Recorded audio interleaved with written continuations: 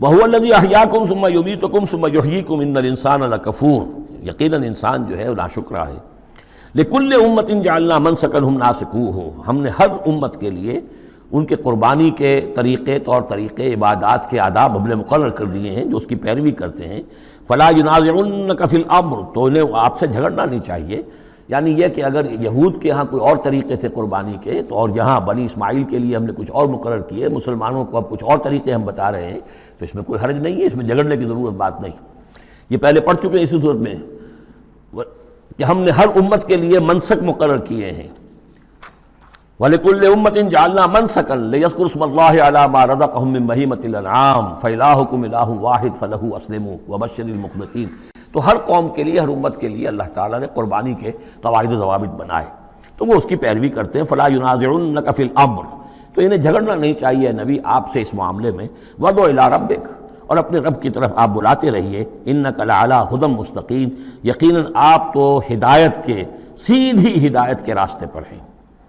وَإِن جَادَلُوكَ، اور اگر یہ آپ سے جھگڑیں، فَقُلْ قُلِ اللَّهُ أَعْلَمُ بِمَا تَعْمَلُونَ، تو کہیے بھئی اللہ کو بہتر معلوم ہے جو آپ کر رہے ہیں، میں جو سمجھتا ہوں حق ہے، جو حق میرے پاس آئے میں اس کی پیروی کر رہا ہوں، آپ اگر اپنی جگہ سمجھتے ہیں کہ آپ زیادہ حق پر ہیں تو ٹھیک ہے، آپ جانیں، آپ کا رب جانے۔ اللہ یحکم بینکم یوم القیامہ، اللہ فیصلہ کر دے گا تمہارے مابین قیامت کے دن، فیما کنتم فیہ تختلفون، ان تمام چیزوں کے بارے میں جس میں تم اختلاف کرتے رہے تھے۔ الم تعلم ان اللہ یعلم ما فی السماء والارض، کیا تم جانتے نہیں کہ اللہ تعالیٰ جانتا ہے جو کچھ کہ ہے آسمان میں اور زمین میں۔ ان فی ذالک کتاب، اور یہ ایک کتاب میں لکھا ہوا ہے، یہ وہی ام الکتاب ہے، وہی اللہ تعالیٰ کے علم قدیم کی کتاب ہے۔ ان ذالک علی اللہ یسیر، اور یہ چیز اللہ پر بہت آسان ہے، تمہیں مشکل معلوم ہوتا ہے۔ وَيَعْبُدُونَ مِن دُونِ اللَّهِ مَا لَمْ يُنَزِّلْ بِهِ سُلْطَانًا، اور وہ پوج رہے ہیں، پرستش کر رہے ہیں اللہ کے سوا ایسی چیزوں کی جس کے لیے کہ اللہ نے کوئی سند نہیں اتاری۔ یعنی اللہ کو تو ہم بھی مانتے ہیں، وہ بھی مانتے ہیں، اب اضافی جس کو وہ مانگ رہے ہیں تو اللہ کی طرف سے کوئی سند ہونی چاہیے ان کے لیے، تب تو درست ہے، اگر اللہ کی طرف سے سند نہیں ہے تو وہ بے بنیاد ہے۔ وَمَا لَيْسَ لَهُم بِهِ عِلْمٌ، نہ صرف کہ کوئی سند نہیں ہے، کوئی علم بھی نہیں ہے، کوئی معقول بات ہو، کوئی دلیل ہو، کوئی بنیاد ہو، کوئی منطق کے اندر، کوئی حقیقت کے اندر، بالکل بے بنیاد باتیں۔ وَمَا لِلظَّالِمِينَ مِن نَصِيرٍ، اور ایسے ظالموں کا کوئی مددگار نہیں ہوگا۔ وَإِذَا تُتْلَىٰ عَلَيْهِمْ آيَاتُنَا بَيِّنَاتٍ، اور جب ان کو سنائی جاتی ہیں پڑھ کر ہماری آیات بینات، تعرف فی وجوہ الذین کفروا المنکر، تو تم دیکھتے ہو کہ ان کافروں کے چہروں کے اندر سخت ناگواری کے آثار پیدا ہو جاتے ہیں، بجائے اس کے کہ وہ اللہ کی آیات سن کر ان کے دل کھل اٹھیں، ان کے اندر خوشی کی کیفیت پیدا ہو، انبساط پیدا ہو۔ ہمارے رب کا کلام ہے، تعرف فی وجوہ الذین کفروا المنکر، تم دیکھتے ہو بڑی ناگواری کے آثار ہیں۔ یکادون یسطون بالذین یتلون علیہم آیاتنا، ان قریب ہوتا ہے کہ پل پڑیں گے، وہ حملہ آور ہو جائیں گے، تکہ بوٹی کر دیں گے ان کی جو انہیں ہماری آیات پڑھ کر سنا رہے ہیں۔ قل افانبئکم بشر من ذالکم، ان سے کہیے تو کیا میں تمہیں بتاؤں جس قدر تمہیں ناگواری اس وقت ہو رہی ہے، تم پر بڑی سختی بیت رہی ہے اللہ کی آیات جو تمہیں سنائی جا رہی ہیں، کیا اس سے بھی زیادہ بری بات کون سی ہے بتاؤں؟ النار، وہ آگ جس کے کہ تم مستحق ہو رہے ہو اپنے اس کفر اور انکار کی وجہ سے۔ وعدہ اللہ الذین کفروا، اللہ نے وعدہ کیا ہے اس آگ کا کافروں سے، وبئس المصیر، اور وہ بہت ہی برا ٹھکانہ ہے۔ اب جو یہ آخری رکوع آ رہا ہے سورہ مبارکہ کا، اس کے ترجمے سے پہلے مجھے تھوڑی سی تمہیداً کچھ بات عرض کرنی ہے۔ یہ جو ایک دعوت رجوع القرآن کی ایک تحریک ہم نے شروع کی، اور الحمدللہ کہ میں اس میں اپنی زندگی کے لگ بھگ 35 برس اب صرف کر چکا ہوں، اور اسی کے پھر کوکھ سے تنظیم اسلامی اور تحریک خلافت نے جنم لیا ہے۔ اس دعوت رجوع القرآن کی جو بنیاد ہے، اور جس کو کہ میں نے ذریعہ بنایا ہے قرآن مجید سے لوگوں کو متعارف کرانے کا، اور قرآن مجید کے ذریعے سے دین کے جامع تصور کو لوگوں کے سامنے پیش کرنے کا، اور قرآن مجید کے ذریعے سے دین کی طرف سے جو بنیادی فرائض ہم پر عائد ہوتے ہیں اس کا ایک جامع تصور دینے کا جو میں نے کام کیا ہے، اس کے لیے ذریعہ میں نے بنایا ہے ایک منتخب نصاب کو، مطالعہ قرآن حکیم کا منتخب نصاب۔ یہ جو منتخب نصاب ہے یہ تقریباً کل قرآن کے 1/15 حجم کے اندر، یوں سمجھیے کہ 2 پاروں کے لگ بھگ ہے، مائنس پلس کم و بیش 2 پارے ہوں گے۔ تو اس میں ان آیات کو لیا گیا ہے کہ جن میں ایک تو یہ کہ دین کا جامع تصور بہت مختصر الفاظ میں سامنے آ جائے، اور جو فرائض دینی ہیں جس کا کہ ہم سے باز پرس ہونی ہے، جس کے بارے میں پوچھ گچھ ہونی ہے، تو اس کا صحیح صحیح تصور ہمیں معلوم ہے. کوئی نماز روزہ یہ تو فرض ہے، سب جانتے ہیں. اس کے علاوہ بھی کوئی چیز فرض ہے، کسی چیز کے بارے میں ہم مسئول ہیں، ذمہ داری ہماری ہے یا نہیں ہے. تو وہ جو منتخب نصاب ہے اس کے مختلف جو حصے ہیں، ہم کچھ حصوں سے گزرے ہیں، لیکن یہ میں آج سوچ رہا تھا کہ جیسے میں نے آپ کو بتایا تھا کہ حروف مقطعات کا معاملہ یہ ہے کہ 29 حروف ہیں یا 28 حروف ہیں عربی زبان کے الفابیٹس جو ہیں. شروع کے حصوں میں سے حروف میں سے بہت کم ہیں جو حروف مقطعات میں آئے، اور آخری جو حصہ ہے اس کے تختی کے، اس کے بہت سے حروف ہیں، اکثر و بیشتر ہیں کہ جو حروف مقطعات میں آئے. تو یہ پہلی مرتبہ میرا ذہن ادھر گیا ہے کہ ہمارے اس منتخب نصاب میں بھی یہ چیز کوئی میرے پیش نظر نہیں تھی کہ جان بوجھ کر ایسا کیا ہو. زیادہ حصے اسباق وہی ہیں کہ جو نصف ثانی سے متعلق ہیں، بلکہ قرآن مجید کے آخری حصے سے زیادہ جو ہیں وہ اس میں مقامات اور آیات اور رکوع یا صورتیں شامل ہوئی ہیں. لیکن اس وقت اس کا تعارف میں یہ کرا رہا ہوں کہ اس کا ایک بڑا مرکزی درس ہے کہ جو اگلی جو یہ رکوع آ رہا ہے جو 6 آیات پر مشتمل ہے، یہ اس کا بڑا مرکزی درس ہے. یہ جو میرا منتخب نصاب ہے اس کے 6 حصے ہیں. نقطہ آغاز ہے سورۃ العصر، والعصر ان الانسان لفی خسر الا الذین آمنوا وعملوا الصالحات وتواصوا بالحق وتواصوا بالصبر. مختصر ترین صورت، جامع ترین صورت کہ انسان کی نجات کے یہ 4 لوازم ہیں: ایمان، عمل صالح، تواصی بالحق، تواصی بالصبر. پھر 3 اور مقامات ہم نے اس میں ایسے ہی جامع مقامات جس میں یہ چاروں چیزیں تقریباً بیان ہوئی ہیں وہ شامل کر کے وہ پہلا حصہ ہو گیا. اس کا ایک درس ہم گزر چکے ہیں سورہ بقرہ میں، آیت البر، اس کا درس نمبر 2 ہے. لیس البر ان تولوا وجوہکم قبل المشرق والمغرب. نیکی جو تم نے سمجھی ہوئی ہے، کسی نے کسی شے کو نیکی سمجھا ہوا، کسی نے کسی کو نیکی سمجھا ہوا ہے. اصل نیکی کیا ہے، پوری نیکی کیا ہے، نیکی کی روح کیا ہے، جڑ بنیاد کیا ہے، نیکی کے مظاہر کیا ہیں، ان مظاہر میں پھر اقدمیت کس چیز کی ہے، اولیت کس شے کی ہے، ثانوی درجے میں کون سی ہے، پھر چوٹی کیا ہے، سمم بونم کیا ہے، سب سے اونچا جو مقام ہے، جو مقام مطلوب ہے وہ کیا ہے. اسی طریقے سے پھر اس کا دوسرا حصہ جو ہے اس منتخب نصاب کا، اس میں کچھ ایمان سے متعلق مباحث ہیں. ایمان کن چیزوں کا نام ہے، کیسے ایمان وجود میں آتا ہے.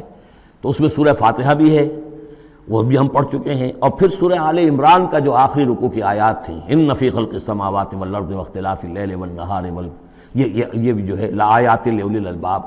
پھر یہ کہ ایک اور سبق اس کا وہ ہے جو اگلی جو صورت آج ہی ہم پڑھیں گے انشاءاللہ، سورہ نور کا جو 5واں رکوع ہے وہ بھی اس کا ایک سبق ہے. آج کے ہمارے اس حصے میں اصل میں 3 اسباق آ رہے ہیں کہ جو اس منتخب نصاب کے، اسی لیے میں نے مناسب سمجھا کہ اس منتخب نصاب کا آپ سے تعارف کرا دوں. پھر یہ تیسرا حصہ اس کا جو ہے وہ اعمال صالحہ، عمل صالح کی تفصیل کیا ہے، انفرادی سطح پر کیا عمل ہونا چاہیے، اجتماعی سطح پر کیا ہونا چاہیے، معاشرتی سطح پہ کیسے ہونا چاہیے، ریاستی سطح پر کیا ہونا چاہیے. تو اس میں خاص طور پہ معاشرتی سطح سے متعلق وہ سورہ بنی اسرائیل کے 2 رکوع ہم پڑھ چکے ہیں جو 15ویں پارے میں آئے. سورہ بنی اسرائیل میں 3 اور 4 رکوع، جو میں نے عرض کیا تھا کہ یہ 10 کمانڈمنٹس جو ہیں تورات کے، وہ گیا کہ ان کی یہ تعبیر ہے، قرآن مجید کی تشریح یہ ہے ان کی. تو اس طریقے سے یہ درس جو ہمارا وہ چلتا ہوا پھر آخر تک. اب جو حصے آئیں گے میں بر وقت آپ کو بتاتا جاؤں گا، لیکن یہ درس جو ہے یہ بھی در حقیقت اس کے تیسرے حصے کا آخری یا چوتھے حصے کا پہلا درس ہے، بالکل مرکزی جگہ. 3 حصے ادھر، 3 حصے ادھر. یہ اس اعتبار سے جامع ترین مقام ہے قرآن کا کہ قرآن کی دعوت کو 2 حصوں میں تقسیم کر کے بیان کیا گیا. ایک قرآن کی دعوت عمومی ہے، ہر انسان، کل نوع بشر کے لیے، اس لیے کہ حضور کی بعثت تمام انسانوں کے لیے ہے.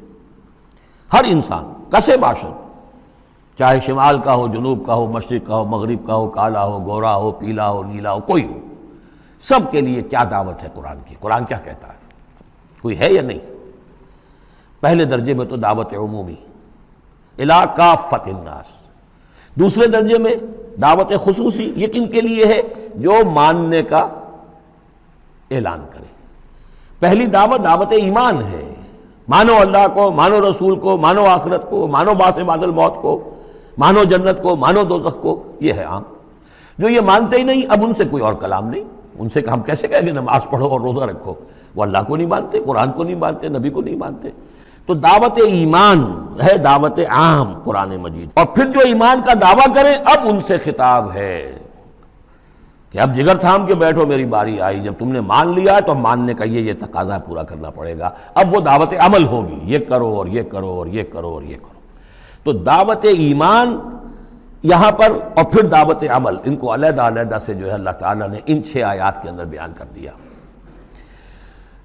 یا ایھا الناس، اب دیکھیے دعوت عمومی کا خطاب ہے، یا ایھا الناس، 4 آیتوں اس کے تابع ہیں، اور آخری 2 آیتوں میں پھر آئے گا یا ایھا الذین آمنوا، پھر وہ اہل ایمان سے جو ایمان کا دعویٰ کریں مان لیں کہ ہاں ہم نے مانا۔ یا ایھا الناس ضرب مثل فاستمعوا لہ، ایک مثال بیان کی جاتی ہے، ذرا توجہ سے سنو۔ ان الذین تدعون من دون اللہ لن یخلقوا ذبابا ولو اجتمعوا لہ، یقیناً وہ معبود جنہیں تم پکار رہے ہو اللہ کے سوا، یہ بت تمہارے چونکہ جو مخاطب اولین تھے وہ بت پرست تھے، لن یخلقوا ذبابا، یہ تو اس پر بھی قادر نہیں ہے کہ مکھی تک کو پیدا کر سکے، ولو اجتمعوا لہ، یہ جو کعبے میں رکھے ہوئے 360 کے 360 بت مل جل کر بھی ایک مکھی پیدا کرنا چاہیں تو نہیں کر سکتے۔ سامنے کی بات تھی تو صرف شعور دلانا تھا، جیسے حضرت ابراہیم نے بھی ان بتوں کو توڑ کے ذرا انہیں آمادہ کر دیا ایک دفعہ کہ وہ اپنے گریبانوں میں جھانکیں ضرور، ایک دفعہ حقیقت ان پر منکشف ہو گئی۔ اسی طرح یہ مثال دی جا رہی ہے، وَإِن يَسْلُبْهُمُ الذُّبَابُ شَيْئًا، اور یہ تو بات بہت دور کی ہے کہ وہ مکھی کو پیدا کرے، مکھی ان سے کوئی چیز چھین کر لے جائے، ان کے سامنے حلوے مانڈے رکھتے ہو مکھیاں بھنبھناتی ہیں، وہ تو مکھیاں بھی اڑا نہیں سکتے۔ إِن يَسْلُبْهُمُ الذُّبَابُ شَيْئًا لَا يَسْتَنقِذُوهُ مِنْهُ، تو اسے واپس چھین نہیں سکتے، حاصل نہیں کر سکتے۔ ضعف الطالب والمطلوب، بہت کمزور ہے طالب بھی اور مطلوب بھی۔ یہ ان 3 الفاظ میں قرآن مجید کا توحید کا جو عملی لب لباب ہے وہ آ گیا ہے۔ انسان جو ہے، جو بھی کسی بھی درجے میں باشعور انسان ہے، اس کا کوئی نہ کوئی آئیڈیل ہے، آدرش ہے، کوئی نصب العین ہے جس کے لیے وہ بھاگ دوڑ کرتا ہے، محنت کرتا ہے دن رات۔ تو ظاہر بات ہے کہ وہ آئیڈیل گھٹیا ہوگا تو انسان بھی گھٹیا ہوگا، آئیڈیل اونچا ہوگا تو انسان بھی اونچا ہوگا۔ یہ دونوں چیزیں جو ہے کورسپونڈنگ جائیں گی۔ اگر آپ کا مقصود ہی پست ہے تو ظاہر بات ہے آپ کی اپنی شخصیت بھی بڑی پست ڈیولپ ہوگی۔ مقصود اونچا ہو، بلند، لیکن فرمایا ان کا تو جو مطلوب ہے وہ بھی ضعیف، تو طالب تو اور بھی ضعیف ہوئے۔ جن کا مطلوب وہ بنے ہوئے ہیں کہ جو مکھی تک نہیں اڑا سکتے، تو طالبوں کا کیا حل ہوگا؟ قیاس کن سے گلستان من بہار مرا۔ لیکن یہ وہی مضمون ہے جو سورہ بقرہ میں آ چکا ہے۔ وَمِنَ النَّاسِ مَن يَتَّخِذُ مِن دُونِ اللَّهِ أَندَادًا يُحِبُّونَهُمْ كَحُبِّ اللَّهِ، لوگوں میں سے کچھ ایسے ہیں جو اللہ کے مد مقابل بنا کر کچھ اور چیزوں سے محبت شروع کر دیتے جیسے کہ اللہ سے محبت کرنی چاہیے تھی۔ اصل میں تو انسان کو بنایا گیا کہ لا محبوب الا اللہ، لا مقصود الا اللہ، لا مطلوب الا اللہ، مطلوب اللہ کے سوا کوئی نہ رہے، باقی ذرائع ہیں۔ زندہ رہنے کے لیے روٹی کھانی ہے، محنت کرنی ہے، ہل چلانا ہے، ذرائع ہے، مطلوب نہیں ہے۔ نہ کھیتی مطلوب ہے، نہ دکان مطلوب ہے، نہ پروفیشن مطلوب ہے، نہ ڈاکٹری، نہ انجینئرنگ، کوئی شے مطلوب نہیں۔ نہ دنیا مطلوب ہے، نہ اولاد مطلوب ہے، مطلوب صرف اللہ۔ یہ ہے توحید کا لب لباب۔ لا مطلوب الا اللہ، لا مقصود الا اللہ، لا محبوب الا اللہ۔ لیکن جو لوگ یہاں تک نہیں پہنچ سکتے، جیسے جس شخص کو بہت سخت بھوک لگی ہو، اگر اچھی چیز کھانے کو نہیں ملے گی تو برے میں بھی منہ مارے گا۔ اگر ان کا ذہن وہاں تک نہیں پہنچا، اگر ان کے ذہن کی پستی کا یہ عالم ہے کہ اللہ کی معرفت حاصل نہیں کر سکے، اللہ ان کا محبوب اور مطلوب و مقصود اصلی نہ بن سکا، تو کسی اور کو اللہ کی جگہ رکھ کر اور وہ پوجنا شروع کر دیتے ہیں۔ کوئی آئیڈیلی ہے، کوئی وطن ہے، کوئی قوم ہے، اور کچھ نہیں تو میرا اپنا نفس ہے، اپنے ہی حسن کا دیوانہ بنا پھرتا ہوں، اپنی ہی حریم ذات کے گرد طواف ہو رہا ہے۔ تو ضعف الطالب والمطلوب ما قدر اللہ حق قدرہ، یہ اللہ کی قدر نہ کر سکے، اللہ کا اندازہ نہ کر سکے، معرفت حاصل نہ کر سکے اللہ کی جیسے کہ اس کے معرفت کا حق تھا۔ اللہ کو پہچان لیتے تو کسی اور سے کاہے کو لو لگاتے؟ حسین ترین کو اگر دیکھ لیں گے تو کمتر کو کون پھر پوچھے گا؟ تو دیکھ نہیں پائے ہیں۔ جلال خداوندی کا کوئی نقشہ ان کے سامنے، جلال و جمال و کمال خداوندی کی کوئی جھلک نہیں دیکھ پائے، لہذا وہ عاشق بنے پھر رہے دنیا کے عروس ہزار داماد کے۔ ما قدر اللہ کا قدرہ ان اللہ لقوی عزیز، یقینا اللہ تعالیٰ قوی ہے، توانا ہے، طاقت والا ہے اور زبردست ہے۔ اللہ یصطفی من الملائکۃ رسلا ومن الناس، 2 آیتوں میں تو بات آ گئی توحید اور شرک کی، اب ایک آیت میں رسالت۔ اللہ چن لیتا ہے فرشتوں میں سے بھی اپنے پیغامبر اور انسانوں میں سے بھی۔ ان اللہ سمیع بصیر، اللہ سمیع اور بصیر ہے۔ ادھر سے چن لیا جبرائیل کو اور اپنی وحی دے دی، ادھر سے چن لیا محمد کو صلی اللہ علیہ وسلم اور جبریل سے کہا کہ محمد کو پہنچا دو، تاکہ محمد اپنے ابنائے نو کو، انسانوں کو لوگ پہنچا دیں۔ تو یہ گویا کہ 2 لنکس ہیں، ایک فرشتہ رسول ملک اور ایک رسول بشر، جبرائیل اور محمد صلی اللہ علیہ وسلم۔ ان اللہ سمیع بصیر، اللہ تعالیٰ سب کچھ سننے والا اور دیکھنے والا ہے۔ یعلم ما بین ایدیہم وما خلفہم، وہ جانتا ہے جو کچھ کہ ان کے سامنے ہے اور جو کچھ ان کے پیچھے ہے۔ وإلی اللہ ترجع الامور، اور پھر تمام معاملات اللہ ہی کی طرف لوٹا دیے جائیں گے۔ یہ آخرت آ گئی، توحید، رسالت، آخرت، یہ ہے ثلاثی، یہ امور ثلاثہ ہیں جن پر ایمان کی دعوت، اور یہ دعوت نوع آدم ہے، انسانوں۔ اب بات ہے دوسرے مرحلے پر، جنہوں نے کہا اچھا جی ہم نے مانا اللہ کو، مانا رسول کو، مانا ہم نے آخرت کو، بعث بعد الموت کو، ہم تسلیم کرتے ہیں انا للہ و انا الیہ راجعون۔ تو اب ہے عمل کا مرحلہ۔ یا ایھا الذین آمنوا، اے وہ لوگوں جو ایمان کا دعویٰ کر رہے ہو، اقرار کر رہے ہو۔ اب بات بدل گئی، اب دیکھیے فعل امر آ رہے ہیں۔ پہلے میں فعل امر کوئی تھا ہی نہیں، سوائے اس کے کہ ضرب مثلا فاستمعوا لہ، بس وہ ایک فعل امر آیا تھا، ذرا بات توجہ سے سنو، باقی کچھ نہیں۔ حقائق بیان کر دیے، توحید، رسالت، معاد۔ اب جو لوگ ان کو مانتے ہیں، یا ایھا الذین آمنوا ارکعوا واسجدوا واعبدوا ربکم وافعلوا الخیر لعلکم تفلحون،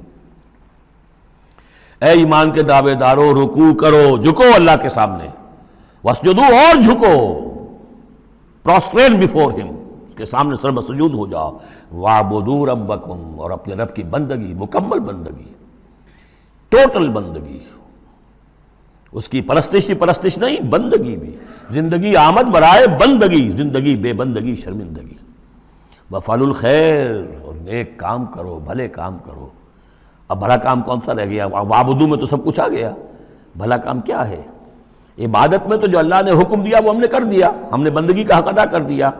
اب فعل خیر کیا ہے؟ وہ یہ ہے کہ خدمت خلق میں اپنے آپ کو لگا دو، اور خدمت خلق صرف یہ نہیں ہے کہ بھوکے کو کھانا کھلا دیا جائے، یہ بھی خدمت خلق ہے۔ سب سے بڑی خدمت خلق کیا ہے؟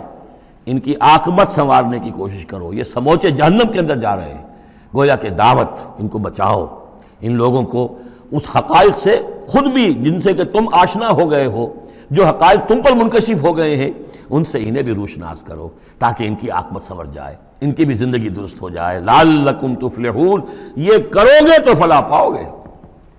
بہت اہم نکتہ ہے یہ۔ اے ایمان کے دعوے دارو، یہ نہ سمجھ بیٹھو بس ایمان لے آئے تو بس فلاح ہی فلاح ہے، اب کامیابی ہو گئی بس، نہیں، یہ شہادت گاہ الفت میں قدم رکھنا ہے، یہ تو ابھی قدم رکھا ہے آپ نے، اب یہ کرو اور یہ کرو اور یہ کرو اور یہ کرو تاکہ فلاح پاؤ۔ اگر اس کے بغیر فلاح کی توقع کیے بیٹھے ہو تو یہ تمہارا اپنا خیال ہے، وشفل تھنکنگ ہے۔ تلک امانیکم قل ہاتوا برہانکم ان کنتم صادقین، یہ تو پھر تمہاری اپنے من گھڑت خیالات ہیں۔ اور اس سے بھی اگلا حکم ہے وجاہدوا فی اللہ حق جہادہ، جہاد کرو پھر اللہ کے لیے جیسا کہ اس کے لیے جہاد کا حق ہے۔ جی نہیں، یہ سجدہ جو ہے صرف حضرت شافعی کے نزدیک ہے، امام شافعی کے۔ وجاہدوا فی اللہ حق جہادہ، اور جہاد کرو اللہ کے لیے جیسا کہ اس کے لیے جہاد کا حق ہے۔ هو اجتباکم، اس نے تمہیں چن لیا ہے۔ کیا مانی؟ اب نبوت محمد پر ختم ہو رہی ہے صلی اللہ علیہ وسلم، اب آئندہ جبریل کسی کے پاس وحی نہیں لائیں گے کہ پھر وہ وحی پہنچائے لوگوں کو۔ اب یہ کام یہ کہ وہی جو جبریل وحی لائے اور جو محمد نے تمہیں پہنچا دی، اب تمہیں پہنچانی ہے پوری نوع انسانی کی طرف۔ یہ ہے تیسری لنک، هو اجتباکم، اپنے نصیب پر فخر کرو، اللہ نے تمہیں چن لیا ہے، سلیکٹ کر لیا ہے۔ یہ بالکل وہی مضمون اب آ گیا جو سورہ بقرہ میں آیا تھا، وَكَذَلِكَ جَعَلْنَاكُمْ أُمَّةً وَسَطًا لِتَكُونُوا شُهَدَاءَ عَلَى النَّاسِ وَيَكُونَ الرَّسُولُ عَلَيْكُمْ شَهِيدًا، وہی مضمون آ رہا ہے، هُوَ اجْتَبَاكُمْ وَمَا جَعَلَ عَلَيْكُمْ فِي الدِّينِ مِنْ حَرَجٍ، اور تمہارے لیے تو ہم نے دین کے اندر کوئی تنگی رکھی ہی نہیں، ملت ابیکم ابراہیم، یہ تمہارے جد اجداد ابراہیم ہی کی ملت ہے۔ هُوَ سَمَّاكُمُ الْمُسْلِمِينَ، اسی نے تمہارا نام مسلم رکھا ہے، اللہ نے تمہیں اس مسلم کا خطاب دیا ہے۔ حضرت ابراہیم نے بھی یہی کہا تھا، ربنا وجعلنا مسلمین لک ومن ذریتنا امۃ مسلمۃ لک، ہماری امت میں سے بھی ایک امت مسلمہ اٹھائی ہو، من قبل وفی ھذا، اس سے پہلے بھی اور اس میں بھی، لیکون الرسول شہیدا علیکم وتکونوا شہداء علی الناس، وہی مضمون جو سورہ بقرہ میں تھا، وکذالک جعلناکم امۃ وسطا لتکونوا شہداء علی الناس ویکون الرسول علیکم شہیدا۔ فرق کیا ہے؟ وہاں پہلے امت کا ذکر ہے پھر رسول کا ذکر، یہاں پہلے رسول کا ذکر ہے پھر امت کا ذکر۔ لِيَكُونَ الرَّسُولُ شَهِيدًا عَلَيْكُمْ وَتَكُونُوا شُهَدَاءَ عَلَى النَّاسِ، فَأَقِیمُوا الصَّلَاةَ، پس اس کو اپنی پوری طرح سمجھنے کے بعد اب بسم اللہ کرو، قدم آگے بڑھاؤ، تو سب سے پہلے قدم کہاں بڑھاؤ گے؟ فَأَقِیمُوا الصَّلَاةَ وَآتُوا الزَّکَاةَ، نماز قائم کرو، زکوٰۃ ادا کرو، وَاعْتَصِمُوا بِاللَّهِ، اور اب اللہ کے ساتھ چمٹ جاؤ، اللہ کے دامن سے وابستہ ہو جاؤ، ہوا مولاکم، وہ تمہارا مولا ہے، مددگار ہے، پشت پناہ ہے، حمایتی ہے، فنعم المولا ونعم النصیر، کیا ہی اچھا ہے حمایتی اور کیا ہی اچھا ہے مددگار۔ بارک اللہ لی ولکم فی القرآن العظیم ونفعنی وإیاکم بالآیات والذکر الحکیم۔